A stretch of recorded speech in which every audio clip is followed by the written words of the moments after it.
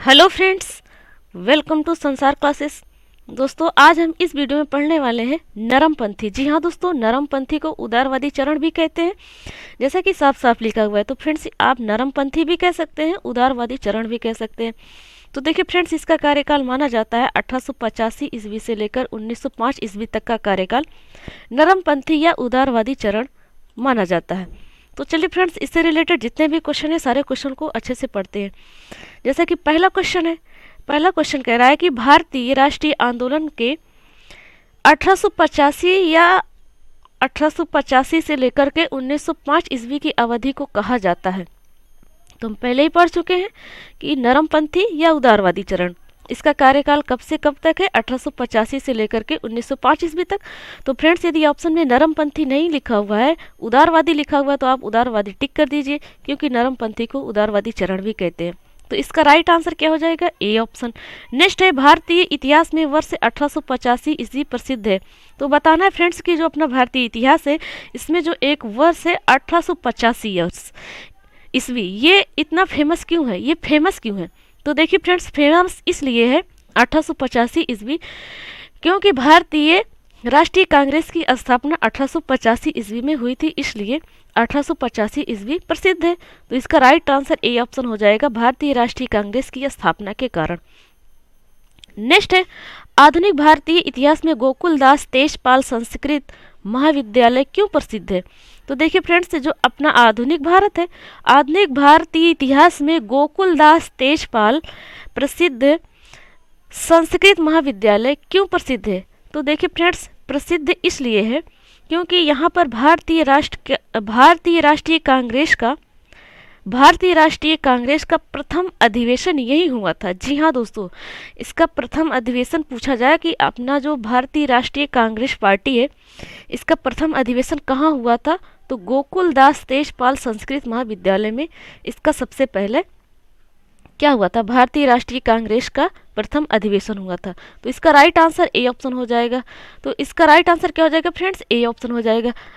तो याद रखिए कि जो भारतीय राष्ट्रीय कांग्रेस का प्रथम अधिवेशन हुआ है, ये हुआ है गोकुलदास तेजपाल संस्कृत महाविद्यालय। नेक्स्ट है, 1885 से लेकर 1905 के काल के भारतीय राष्ट्रीय आंदोलन में उदारवादी नेताओं का प्रभुत्व था। उदारवादी मतलब आप समझते हैं कि नरमपंथी कहिए या उदारवादी कहिए, तो इनका प्रभुत्व था। उनकी आंदोलन का मुख्य ढंग क्या था? तो देखिए फ्रेंड्स, ये आंदोलन करते थे और इनके आंदोलन का मुख्य ढंग था संवैधानिक आंदोलन। जी हाँ दोस्तों, संवैधानिक आंदोलन इनका प्रभुत्व था। इनका मुख्य ढांचा यही था कि हम संवैधानिक आंदोलन करेंगे। कौन? नरमपंथी के जितने भी नेता थे, उनका ये मानना था। तो इसका राइट आंसर हो जाएगा बी ऑप्शन। नेक्स्ट है, भारतीय राष्ट्रीय कांग्रेस की पहली बैठक किस शहर में हुई थी? तो देखिए फ्रेंड्स, भारतीय राष्ट्रीय कांग्रेस की पहली बैठक बम्बई में हुई थी। इसका राइट आंसर बी ऑप्शन हो जाएगा। जो अभी आप इसके पहले वाले क्वेश्चन में आपने पढ़ा है कि गोकुलदास तेजपाल संस्कृत महाविद्यालय, ये कहाँ पर है? बम्बई में ही है, और यहीं पर सबसे पहला इस कांग्रेस का अधिवेशन हुआ था।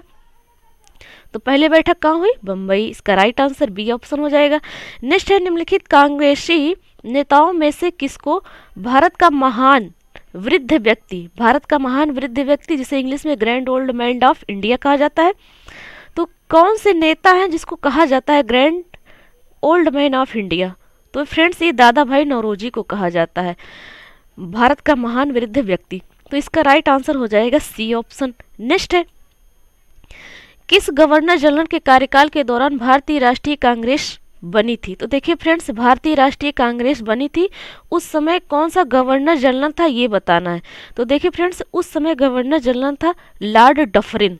कौन था? Lord Dufferin. तो इसका राइट आंसर सी ऑप्शन हो जाएगा। तो फ्रेंड्स, याद रखिए, जब भारतीय राष्ट्रीय कांग्रेस की स्थापना हुई, तब उस समय गवर्नर जनरल लॉर्ड डफरिन था। नेक्स्ट है, भारतीय विश्वविद्यालय अधिनियम 1904 किस वायसराय के काल में पारित किया गया था? तो देखिए फ्रेंड्स, भारतीय विश्वविद्यालय अधिनियम ये हुआ 1904 में। तो किस वायसराय के काल में पारित किया गया भारतीय विश्वविद्यालय अधिनियम? तो फ्रेंड्स उस समय कौन वायसराय था? लॉर्ड कर्जन था। जी हाँ दोस्तों, लॉर्ड कर्जन के समय में भारतीय विश्वविद्यालय अधिनियम पारित हुआ। और कब पारित हुआ है? 1904 ईस्वी में। तो इसका राइट आंसर हो जाएगा लॉर्ड कर्जन। उस समय वायसराय कौन था? Lord Curzon. नेक्स्ट है भारतीय सिविल सेवा, जिसे आईसीएस भी कहते हैं शॉर्टकट में। तो भारतीय सिविल सेवा में चुने गए पहले भारतीय का नाम था। तो देखिए फ्रेंड्स, भारतीय सिविल सेवा में चुने गए सबसे पहले भारतीय हैं सत्येंद्र नाथ टैगोर। कौन है फ्रेंड्स? सत्येंद्र नाथ टैगोर। तो इसका राइट आंसर ए ऑप्शन हो जाएगा। नेक्स्ट है इंडियन नेशनल कांग्रेस के संस्थापक कौन थे? तो देखिए फ्रेंड्स, इंडियन नेशनल कांग्रेस के संस्थापक मतलब आप समझ रहे हैं, इंडियन नेशनल कांग्रेस मतलब भारतीय राष्ट्रीय कांग्रेस। तो इसके संस्थापक कौन थे? ए ओ ह्यूम। तो ए ओ ह्यूम इसके संस्थापक थे। जो भारतीय राष्ट्रीय कांग्रेस की स्थापना हुई है, जो पार्टी बनी है, इसकी स्थापना करने वाले, इसका नाम देने वाले कौन है? ए ओ ह्यूम है। और इनका पूरा नाम है एलन एक्टोवियन ह्यूम। तो राइट आंसर क्या हो जाएगा? C option. C is the right answer. Next है हर्मिट ऑफ शिमला किसे कहा जाता है? तो देखिए friends, hermit of Shimla A O Hume को ही कहा जाता है, हर्मिट ऑफ शिमला। तो राइट आंसर सी ऑप्शन हो जाएगा। नेक्स्ट है वह कौन सा प्रथम भारतीय था जो ब्रिटिश संसद के लिए निर्वाचित हुआ? तो देखिए फ्रेंड्स, वह कौन सा प्रथम भारतीय था जो ब्रिटिश संसद के लिए निर्वाचित हुआ? तो देखिए फ्रेंड्स, वो दादा भाई नौरोजी ही हैं। वो भारत के एक पहले भारतीय हैं जो ब्रिटिश संसद के लिए निर्वाचित हुए थे। कौन? दादा भाई नौरोजी। तो इसका right answer C option, C is the right answer. Next है निम्नलिखित कथनों पर विचार कीजिए।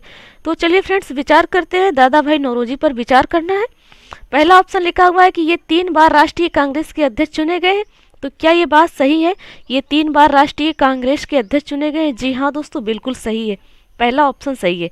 नेक्स्ट है poverty and un British rule in India नामक पुस्तक की रचना की है। जी हाँ दोस्तों, poverty and un British rule in India पुस्तक के लेखक दादा भाई नौरोजी ही हैं। तो इसका राइट आंसर सेकेंड ऑप्शन भी है। थर्ड ऑप्शन क्या कहता है? नेशनल सोशल कॉन्फ्रेंस की स्थापना की है। तो जी नहीं, नेशनल सोशल कॉन्फ्रेंस की स्थापना दादा भाई नौरोजी ने नहीं किया है।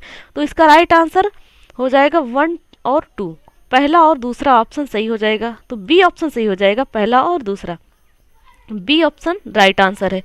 नेक्स्ट है भारतीय राष्ट्रीय कांग्रेस का प्रथम अधिवेशन लगभग आखिरी समय पर पूना से बंबई स्थानांतरित किया गया क्योंकि?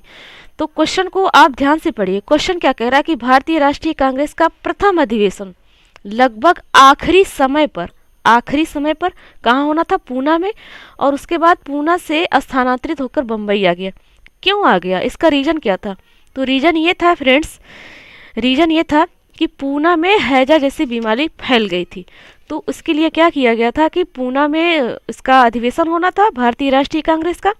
तो हैजा जैसी बीमारी फैलने के कारण पूना में कैंसिल करके उसको बम्बई स्थानांतरित कर दिया गया। तो राइट आंसर हो जाएगा कि पूना में हैजा फैलने के कारण संयोजक कांग्रेस के प्रथम अधिवेशन का स्थान पूना से बम्बई बदलने पर विवश हुए थे। तो इसका राइट आंसर डी ऑप्शन हो जाएगा। नेक्स्ट है a nation in the making नामक पुस्तक किसने लिखी है? तो देखिए friends, a nation in the making नामक पुस्तक के लेखक है सुरेंद्र नाथ बनर्जी। जी हाँ दोस्तों, इसका राइट आंसर सी ऑप्शन हो जाएगा, सुरेंद्र नाथ बनर्जी।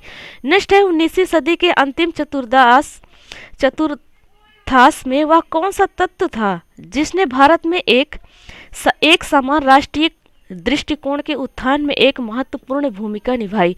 तो देखिए फ्रेंड्स, 19वीं सदी के अंतिम चतुर्थांश में वह कौन सा तत्व था? तो वो तत्व है फ्रेंड्स, कौन सा तत्व है? अब ये ऑप्शन पढ़ने पर ही पता चलेगा।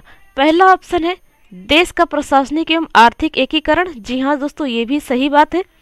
इसके कारण क्या हुआ है कि भारत में एक समान राष्ट्रीय दृष्टिकोण के उत्थान में महत्वपूर्ण भूमिका निभाई है। किसके कारण से? कौन से तत्व से? पहला वाला तत्व सही है, देश का प्रशासनिक एवं आर्थिक एकीकरण भी था, पाश्चात्य विचार एवं शिक्षा भी था, बी ऑप्शन भी सही है। सी ऑप्शन कह रहा है कि प्रेस एवं साहित्य की भूमिका एवं भारतीय अतीत का अनुवेषण, पुनर्अन्वेषण। तो ये सी ऑप्शन भी सही है। तो इसका राइट आंसर हो जाएगा उपर्युक्त सभी। ये तीनों तत्व जो है महत्वपूर्ण भूमिका निभाते हैं। तो इसका राइट आंसर हो जाएगा उपर्युक्त सभी, डी ऑप्शन सही हो जाएगा। नेक्स्ट है 1885 ईस्वी में भारतीय राष्ट्रीय कांग्रेस की स्थापना के पीछे कुल तात्कालिक कारण थे। निम्नलिखित में से कौन सा कारण उसमें शामिल नहीं था। क्वेश्चन कह रहा है कि जो 1885 ईस्वी में भारतीय राष्ट्रीय कांग्रेस की स्थापना हुई थी उसके पीछे का तात्कालिक कारण क्या था। कारण क्या था कि भारतीय राष्ट्रीय कांग्रेस की स्थापना की गई। तो अब ये क्वेश्चन आगे पूछ ये रहा है कि कौन सा कारण उसमें शामिल नहीं था। तो चलिए फ्रेंड्स अभी पता चल जाएगा कि कौन सा कारण था जो कि भारतीय राष्ट्रीय कांग्रेस की स्थापना हुई और कौन सा कारण है जो कि गलत है। पहला ऑप्शन है 1878 का शस्त्र अधिनियम और भारतीय भाषा प्रेस अधिनियम। क्या फ्रेंड्स ये ऑप्शन सही है? ये ऑप्शन शामिल नहीं है? जी नहीं, ये ऑप्शन शामिल है। 1878 का शस्त्र अधिनियम और भारतीय भाषा प्रेस अधिनियम ये सही है।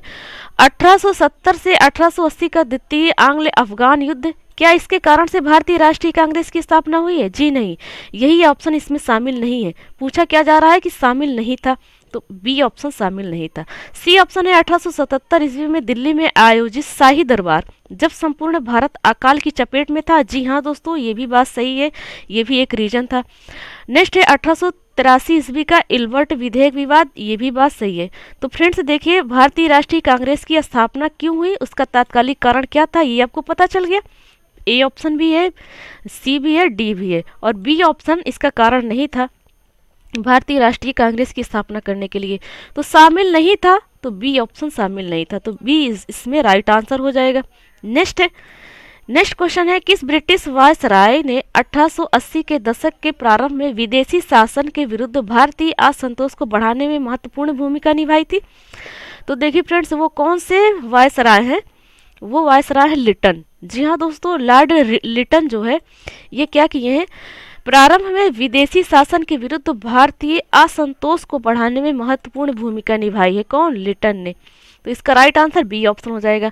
नेक्स्ट है, लिटन द्वारा प्रस्तावित वैधानिक जनपद सेवा, इसे इंग्लिश में स्टैट्यूटरी सिविल सर्विसेज कहते हैं, जिसके तहत परीक्षा की आयु 21 वर्ष से घटाकर 19 वर्ष कर दी गई थी। कब लागू हुआ था? तो लॉर्ड लिटन ने क्या किया था कि 21 वर्ष के बाद आप परीक्षा दे सकते थे उस समय, पर लॉर्ड लिटन ने क्या किया कि 21 वर्ष बाद आप 21 वर्ष के हो जाएंगे तब परीक्षा दे पाएंगे। तो लिटन ने क्या किया, 21 से घटाकर 19 वर्ष कर दिए कि मतलब आप 19 वर्ष के हो जाएंगे तभी से आप एग्जाम देना स्टार्ट कर देंगे। तो फ्रेंड्स ऐसा हुआ है 1878 ईस्वी में, तो इसका राइट आंसर बी ऑप्शन हो जाएगा। नेक्स्ट है, इल्बर्ट बिल विवाद किस वायसराय के कार्यकाल में उभरा था। तो इल्बर्ट बिल विवाद रिपन के कार्यकाल में उभरा था। उस समय कौन वायसराय था? रिपन था। तो इसका राइट आंसर बी ऑप्शन हो जाएगा। नेक्स्ट है, भारतीय संघ के संस्थापक कौन थे। तो देखिए फ्रेंड्स, भारतीय संघ के संस्थापक थे Surendra Nath Banerjee. Right answer B option. Next है, भारतीय राष्ट्रीय कांग्रेस की अध्यक्षता किसने की थी। तो देखिए फ्रेंड्स, भारतीय राष्ट्रीय कांग्रेस की अध्यक्षता किसने की थी, तो इसका अध्यक्षता किए हैं दादा भाई नौरोजी। राइट आंसर हो जाएगा सी ऑप्शन, दादा भाई नौरोजी। नेक्स्ट है, भारतीय राष्ट्रीय कांग्रेस में निम्न में से किसको नरम दलीय नेता के तौर पर नहीं जाना जाता है। तो देखिए फ्रेंड्स, जो बाल गंगाधर तिलक है ये गरम दल के नेता हैं, गरम दल के नेता है। दादा भाई नौरोजी, गोपाल कृष्ण गोखले, एमजी राणाडे, ये सब नरम दल के नेता हैं। बाल गंगाधर तिलक ये गरम दल के नेता है। तो इसका राइट आंसर हो जाएगा ए ऑप्शन। पूछा क्या जा रहा है, नरम दलीय नेता के तौर पर नहीं जाना जाता है, तो नरम दल के नेता बाल गंगाधर तिलक नहीं थे। ये कौन किस्में के नेता थे? गरम दल के थे। नेक्स्ट है, भारतीय राष्ट्रीय कांग्रेस की स्थापना की गई थी। तो भारतीय राष्ट्रीय कांग्रेस की स्थापना 1885 ईस्वी में की गई थी। नेक्स्ट, निम्न में से कौन नरम पंथियों में नहीं थे। तो देखिए फ्रेंड्स, बाल गंगाधर तिलक को अभी अभी बताया गया कि बाल गंगाधर तिलक नरम पंथी के नेता नहीं थे, ये गरम दल के नेता थे। तो इसका राइट आंसर हो जाएगा बाल गंगाधर तिलक। गोपाल कृष्ण गोखले, आर.सी. दत्त, डब्ल्यू.सी. बनर्जी ये नरम दल के नेता थे। नेक्स्ट है, भारतीय राष्ट्रीय कांग्रेस के संस्थापक थे एक। तो भारतीय राष्ट्रीय कांग्रेस के जो संस्थापक थे वो एक असैनिक सेवक थे। कौन थे? असैनिक सेवक थे। तो इसका राइट आंसर ए ऑप्शन हो जाएगा। और भारतीय राष्ट्रीय कांग्रेस के संस्थापक हैं कौन? ए.ओ. ह्यूम है। नेक्स्ट, अधिकतर नरमपंथी नेता थे। तो बताना है कि अधिकतर जो नरमपंथी नेता थे वो कहाँ के थे? नगर के थे, ग्रामीण के थे, पंजाब के थे, तो ये फ्रेंड्स थे कहाँ के, ये थे शहर के। अधिकतर नरमपंथी जितने नेता थे ये शहरी क्षेत्र से, तो इसका राइट आंसर बी ऑप्शन हो जाएगा। नेक्स्ट है 1905 में बंगाल विभाजन किस वायसराय ने किया। तो देखिए फ्रेंड्स 1905 में बंगाल का विभाजन लॉर्ड कर्जन शुरू कर दिया। जी हाँ दोस्तों, बंगाल को बांटने लगा, विभाजन करने लगा। कौन वायसराय किया, लॉर्ड कर्जन किया। कब किया, 1905 में। तो इसका राइट आंसर बी ऑप्शन हो जाएगा। नेक्स्ट है निम्नलिखित को उनके संगठन के आधार पर क्रमवार सजाइए। तो देखिए फ्रेंड्स संगठन के आधार पर इनको क्रम से लगाना है। तो पहला बॉम्बे एसोसिएशन है, सबसे पहले पर बॉम्बे एसोसिएशन है, सेकंड पर इंडियन एसोसिएशन है, थर्ड पर इंडियन लीग है और फोर्थ पर है मद्रास महाजन सभा। तो इसका राइट आंसर हो जाएगा 1342, 1342 सी ऑप्शन इसका राइट आंसर हो जाएगा। C is the right answer. Next है भारतीय राष्ट्रीय कांग्रेस का प्रथम मुस्लिम प्रेसिडेंट था। तो देखिए फ्रेंड्स जो बदरुद्दीन तैयब जी हैं, ये बदरुद्दीन तैयब जी भारतीय राष्ट्रीय कांग्रेस के प्रथम मुस्लिम प्रेसिडेंट थे। कौन, Badruddin Tyabji. Right answer D option. Next है ब्रिटिश हाउस ऑफ कॉमन्स का चुनाव जिस प्रथम भारतीय ने लड़ा था वह थे। तो देखिए फ्रेंड्स वो थे Dadabhai Naoroji. British House of Commons का चुनाव सबसे पहले कौन भारतीय लड़े थे, दादा भाई नौरोजी। तो इसका राइट आंसर ए ऑप्शन हो जाएगा। A is the right answer. Next है किसने कहा था कांग्रेस पतन के लिए लड़खड़ा रही है, मेरी सबसे बड़ी अभिलाषा जब तक मैं भारत में हूँ कांग्रेस की शांतिपूर्ण समाप्ति में सहयोग करना है। तो देखिए फ्रेंड्स ऐसा कहा है लॉर्ड कर्जन ने। क्या कहा है कि कांग्रेस की शांतिपूर्ण समाप्ति में सहयोग करना है, मतलब वो शांतिपूर्ण समाप्ति में सहयोग करेंगे। कौन, लॉर्ड कर्जन, ऐसा लॉर्ड कर्जन ने कहा। तो इसका राइट आंसर बी ऑप्शन हो जाएगा। नेक्स्ट है भारतीय राष्ट्रीय कांग्रेस के 1905 के बनारस अधिवेशन के अध्यक्ष कौन थे। तो देखिए फ्रेंड्स जब 1905 में भारतीय राष्ट्रीय कांग्रेस का अधिवेशन हुआ, बनारस अधिवेशन हुआ, तो उसके अध्यक्ष कौन थे। तो उस समय उसके अध्यक्ष बनाए गए थे गोपाल कृष्ण गोखले। जी हाँ दोस्तों, कौन, गोपाल कृष्ण गोखले। तो इसका राइट आंसर सी ऑप्शन हो जाएगा। तो जब बनारस अधिवेशन हुआ था 1905 में, तो उसके अध्यक्ष कौन थे, गोपाल कृष्ण गोखले। नेक्स्ट है निम्नलिखित में से कौन भारतीय राष्ट्रीय कांग्रेस के स्थापना अधिवेशन में उपस्थित नहीं थे। तो बताना है कि फ्रेंड्स भारतीय राष्ट्रीय कांग्रेस के स्थापना अधिवेशन में उपस्थित नहीं थे। तो कौन है, सुरेंद्र नाथ बनर्जी क्या थे, भारतीय राष्ट्रीय कांग्रेस की जब स्थापना हुई उसके अधिवेशन में ये नहीं थे। कौन, सुरेंद्र नाथ बनर्जी नहीं थे। दादा भाई नौरोजी थे, जस्टिस राणाडे भी थे, जी सुब्रमण्यम अय्यर भी थे। नेक्स्ट है भारतीय राष्ट्रीय कांग्रेस के पहले अध्यक्ष कौन थे। तो भारतीय राष्ट्रीय कांग्रेस के पहले अध्यक्ष थे डब्ल्यू.सी. बनर्जी। जी हाँ दोस्तों, कौन थे, डब्ल्यू.सी. बनर्जी। तो इसका राइट आंसर बी ऑप्शन हो जाएगा, व्योमेश चंद्र बनर्जी, यानी डब्ल्यू.सी. बनर्जी एक ही बात है। नेक्स्ट है भारत के पहले लोक संघ जिसे लैंड होल्डर्स सोसाइटी की स्थापना हुई थी। तो भारत के पहले लोक संघ जिसे लैंड होल्डर सोसाइटी कहते हैं, तो इसकी स्थापना सॉरी फ्रेंड्स बताना है कि कब हुई थी। तो इसकी स्थापना हुई थी 1837 ईस्वी में। तो राइट आंसर इसका सी ऑप्शन हो जाएगा। नेक्स्ट है लैंड होल्डर्स सोसाइटी की स्थापना किसके कल्याण के लिए की गई थी। तो देखिए फ्रेंड्स लैंड होल्डर्स सोसाइटी की स्थापना जमींदार की कल्याण के लिए की गई थी। किसके लिए, जमींदारों के कल्याण के लिए। तो इसका right answer A option. Next है दादा भाई नौरोजी ने 1866 ईस्वी में ईस्ट इंडिया एसोसिएशन की स्थापना कहाँ की।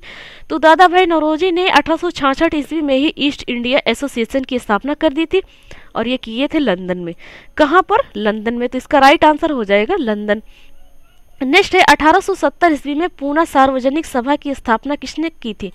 तो देखिए फ्रेंड्स 1870 ईस्वी में पूना सार्वजनिक सभा की स्थापना हुई और इसको किया किसने, महादेव गोविंद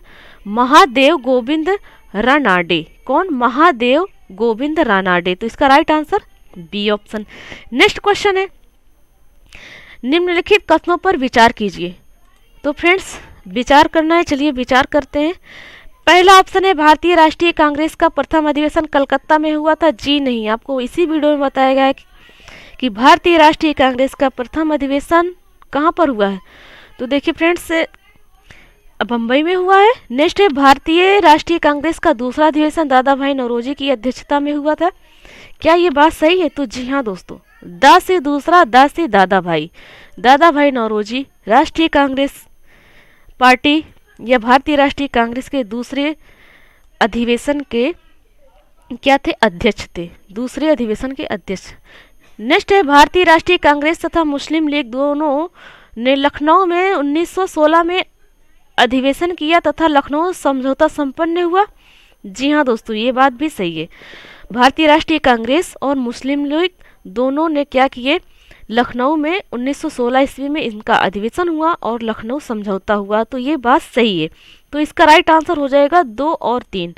2 और 3 सही है, पहला गलत है, तो राइट आंसर सी ऑप्शन हो जाएगा 2 और 3। नेक्स्ट है, निम्नलिखित में से किस एक ने सन 1875 में हाउस ऑफ कॉमन्स में एक याचिका प्रस्तुत करते हुए ब्रिटिश संसद में भारत के प्रत्यक्ष प्रतिनिधित्व की मांग की।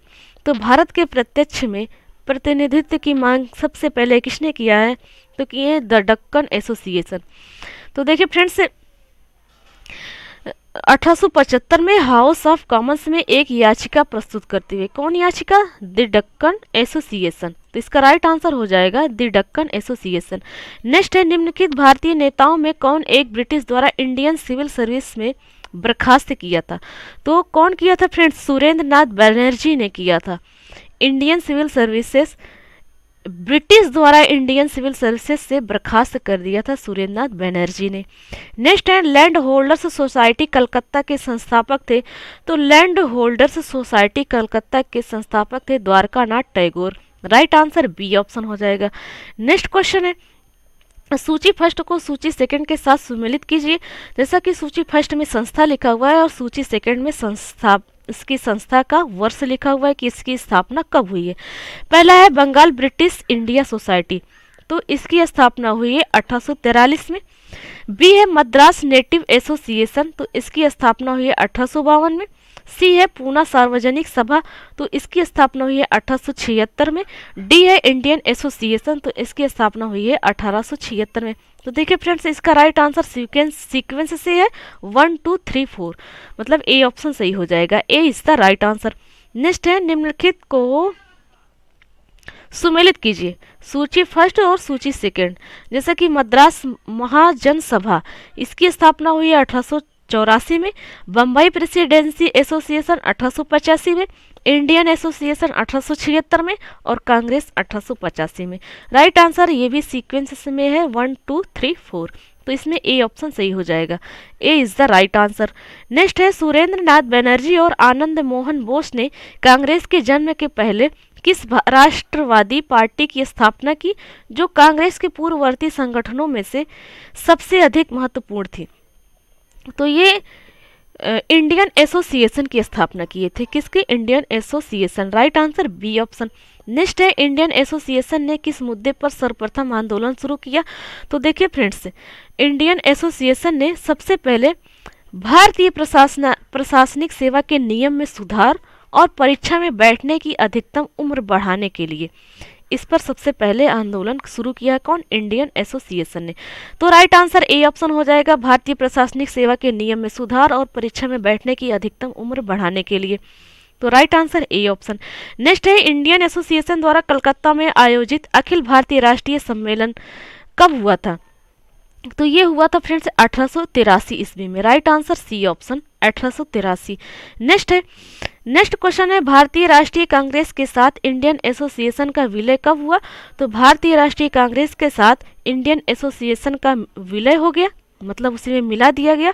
तो कब मिलाया गया, 1886 ईस्वी में करा मिलन हुआ, मतलब विलय हुआ इसका। तो राइट आंसर बी ऑप्शन हो जाएगा।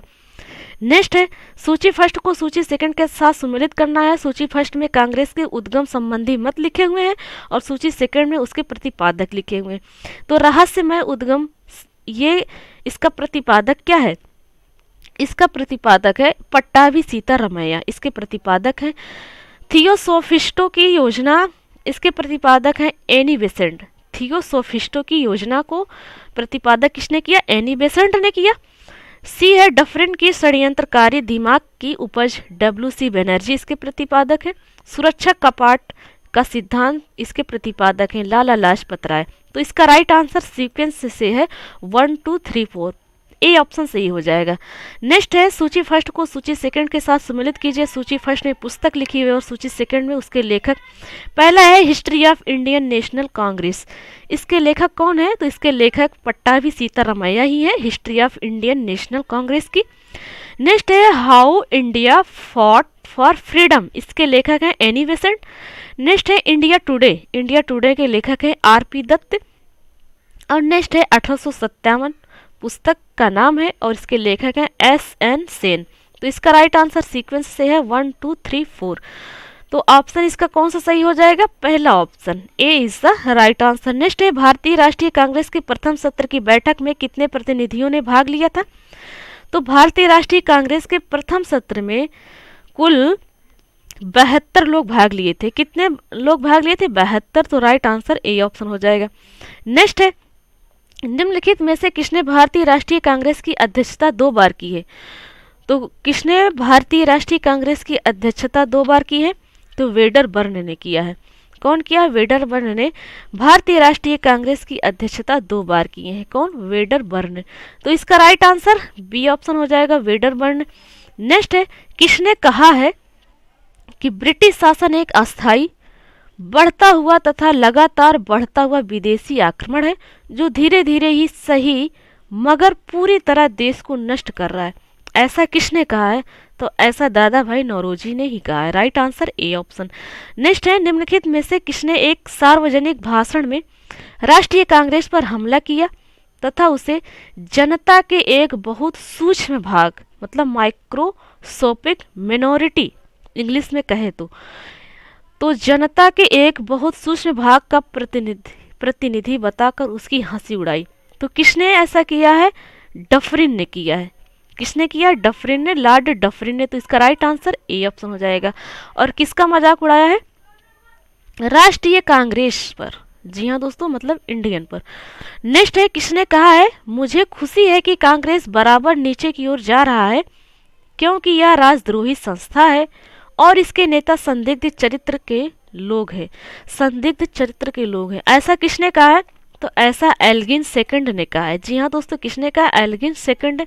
तो right answer B option. Next है निम्नलिखित में से कौन कांग्रेस के विरोधी थे? तो कांग्रेस के विरोधी कौन कौन थे ये बताना है। पहला है सैयद अहमद खां। जी हाँ, ये तो बिल्कुल कांग्रेस के विरोधी थे। नेक्स्ट है बनारस के राजा शिव प्रसाद, ये भी कांग्रेस के विरोधी थे। थर्ड है हैदराबाद के नवाब, ये भी कांग्रेस के विरोधी थे। और फोर्थ है दिनसा मानक जी पेटिट, ये भी कांग्रेस के विरोधी थे। तो ये चारों फ्रेंड्स कांग्रेस के विरोधी थे। तो इसका राइट आंसर सभी हो जाएगा, 1 2 3 और 4। नेक्स्ट है उदारवादियों की कार्य पद्धति के साधन थे। उदारवादी मतलब आप समझते हैं नरमपंथी, और उग्रवादी मतलब गरमपंथी। तो उदारवादी मतलब नरमपंथी। तो उदारवादियों का कार्य पद्धति के साधन क्या थे? तो इनके साधन थे प्रार्थना करना, याचना व विरोध। प्रार्थना, याचना व विरोध। तो राइट आंसर ए ऑप्शन हो जाएगा। नेक्स्ट है उदारवादियों की कार्य पद्धति को किसने भिखमंगी राजनीति की संज्ञा दी है? तो उदारवादियों की कार्य पद्धति जो थी प्रार्थना करना, याचना व विरोध। तो इसको किसने कहा है कि ये भिखमंगी राजनीति है? तो ऐसा कहा है उग्रवादियों ने। उग्रवादियों मतलब गरम दल के नेता। उग्रवादी मतलब गरम दल, उदारवादी मतलब नरम दल। नेक्स्ट है ब्रिटिश साम्राज्य के अंतर्गत स्वशासन की मांग सबसे पहले किसने और कब की?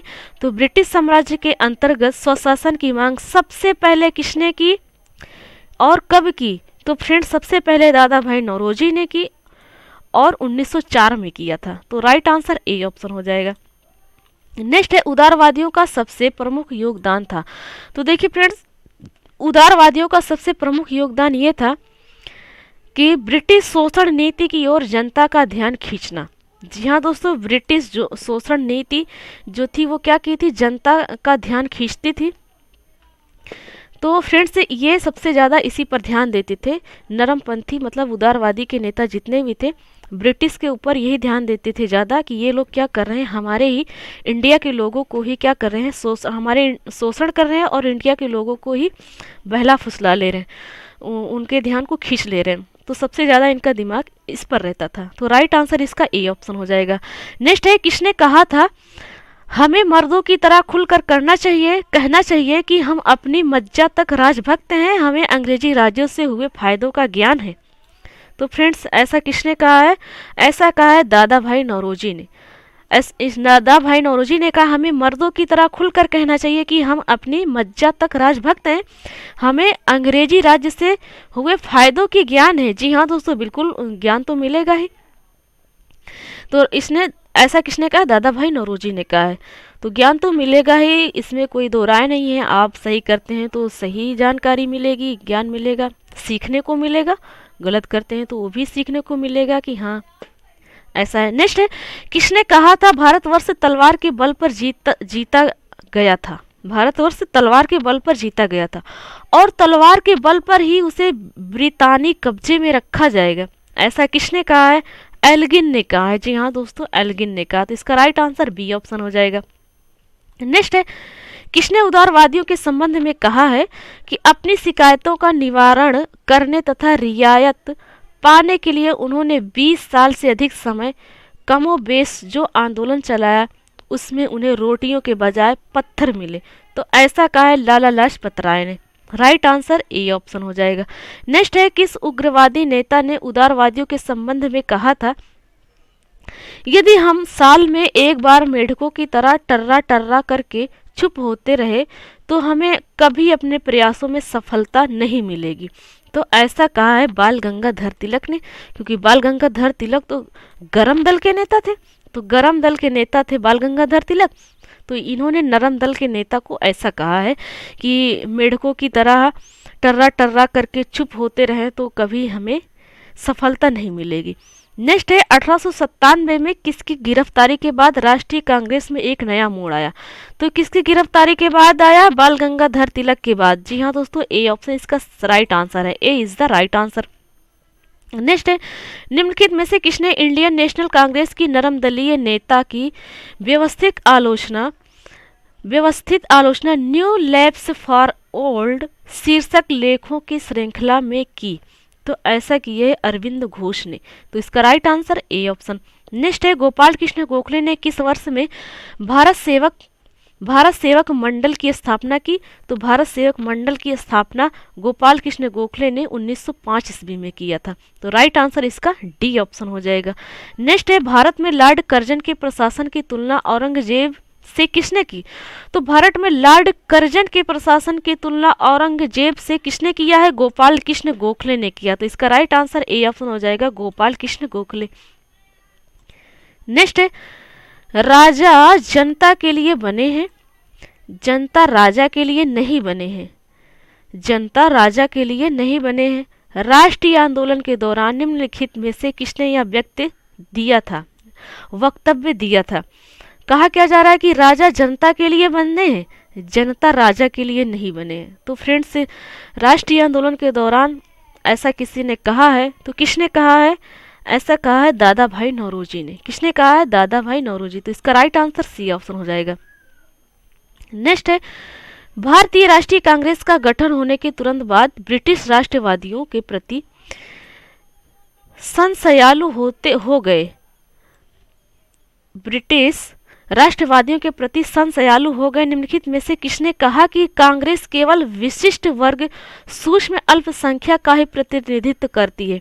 तो ऐसा कहा है लॉर्ड डफरिन ने। डफरिन ने कहा है कि जो भारतीय राष्ट्रीय कांग्रेस है ये सूक्ष्म अल्पसंख्या का ही प्रतिनिधित्व करती है। तो ऐसा लॉर्ड डफरिन ने कहा है। तो इसका राइट आंसर बी ऑप्शन। तो फ्रेंड्स, ये थे नरमपंथी या उदारवादी युग से टॉप 71 क्वेश्चन। तो फ्रेंड्स, आशा करते हैं कि आपको वीडियो बहुत अच्छी लगी होगी। यदि वीडियो अच्छी लगी हो तो प्लीज़ लाइक करें और दोस्तों में शेयर करें। फ्रेंड्स, आपसे रिक्वेस्ट है कि यदि आप हमारे चैनल पर पहली बार विजिट कर रहे हैं, चैनल को सब्सक्राइब नहीं करे हैं, तो प्लीज़ चैनल को सब्सक्राइब कर लीजिए ताकि आप तक हर वीडियो तुरंत पहुँचे। तो मिलते हैं फ्रेंड्स नेक्स्ट वीडियो में। Thanks for watching and awesome day.